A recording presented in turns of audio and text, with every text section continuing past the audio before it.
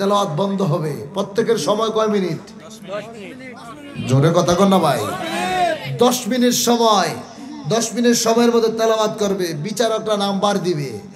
এখন এক একজন করে হিন্দুদেরকে ডাক দিলেন তাদের গীতা পাঠ করার জন্যে। হিন্দুরা এসে গীতা পাঠ করতে শুরু করলেন।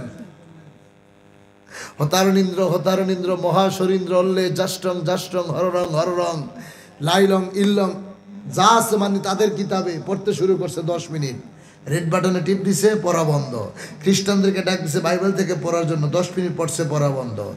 আপনার ইহুদি, নাসারা, বৌদ্ধ, যত ধর্মের মানুষ, প্রায় 250-এর উপরে ধর্ম আছে বিশ্বের মধ্যে, সবাই তাদের ধর্মের কিতাব পাঠ করতেছে। আর 10 মিনিট যাচ্ছে, রেড বাটনে চাপ দিচ্ছে, বন্ধ হচ্ছে। এবার সর্বোপরি ডাক দিয়েছে মুসলমানদের পক্ষ থেকে কারি আব্দুল বাসেটকে।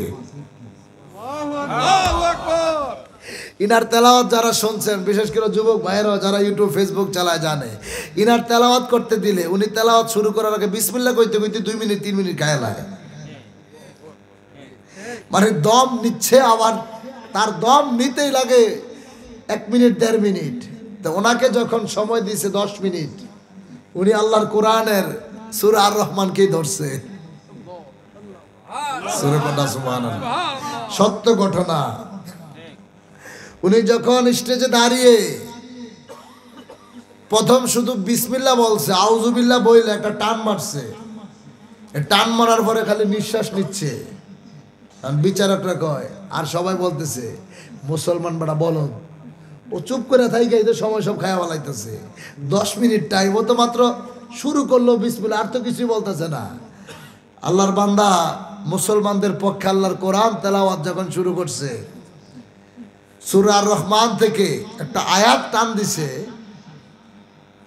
বিচারক যতগুলো আছে সব ওনার দিকে খালি হাত ধরে তাকিয়ে রইছে। সময় কয় মিনিট?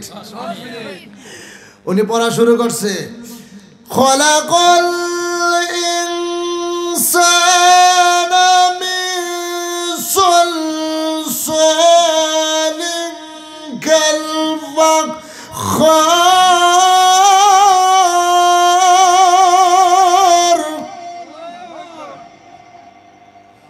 ওয়া খলাকাল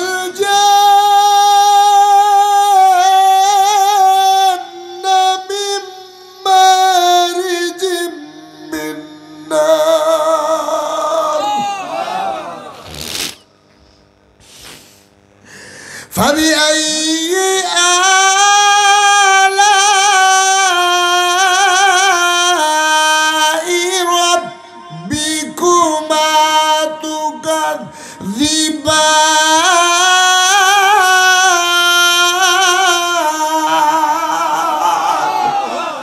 উনি যখন পড়তে শুরু করছে 10 মিনিট পার হয়েছে, 20 মিনিট পার হয়েছে, 30 মিনিট পার হয়েছে, কিন্তু বিচারকরা ওনার দিকে বেহুশ হয়ে শুধু হাত ধরে তাকিয়ে রয়েছে। হঠাৎ বাহিরে থেকে একজন আইসা প্রধান বিচারককে ধাক্কা দিয়ে বলে, এই বিচারক, তুমি কি শুরু করেছো?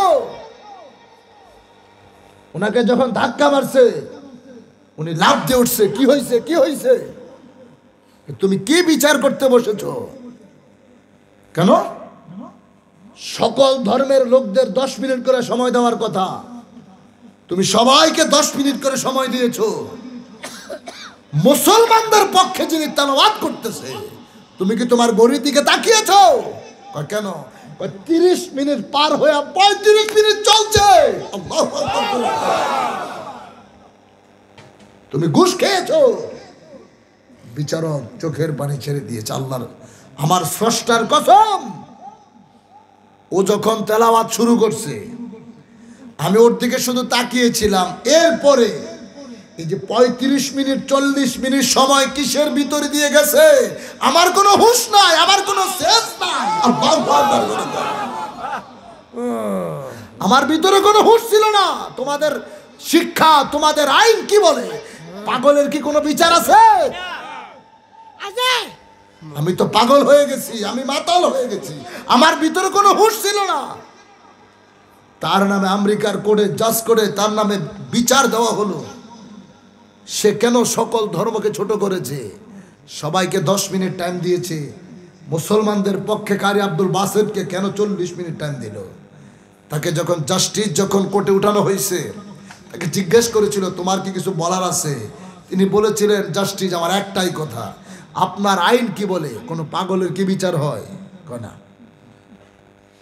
আমি সুস্থ মানুষ, আমাকে বিচারকের আমাকে আসনে বসাইলেন, আমি সবার তো ঠিকই পরীক্ষা নিচ্ছিলাম। হঠাৎ কাজী আব্দুল বাসেটের তেলাওয়াত যখন শুরু হলো, তখন আমার কি হলো আমি তো জানি না। আর আমার কথা যদি আপনাদের বিশ্বাস না হয়, ওই মুসলমানদের সেই পণ্ডিত কাইনা এই জায়গায় দাঁড় করে একটু তারে বলেন আবার তার কোরআনটা তেলাওয়াত করতে।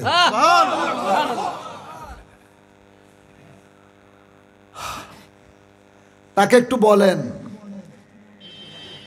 আমি কেন পাগল হইলাম, আমি তো আপনাকে বুঝাইতে পারবো না। যদি আমাকে শাস্তি দিতেই চান তাইলে আগে এই সাক্ষীটাকে নিয়ে আসেন, আমি যেই কাজে দোষী সেই কাজটা নিয়ে করেন। কারি আব্দুল বাসেত কাইনা তেলাওয়াত শুরু করাইলো।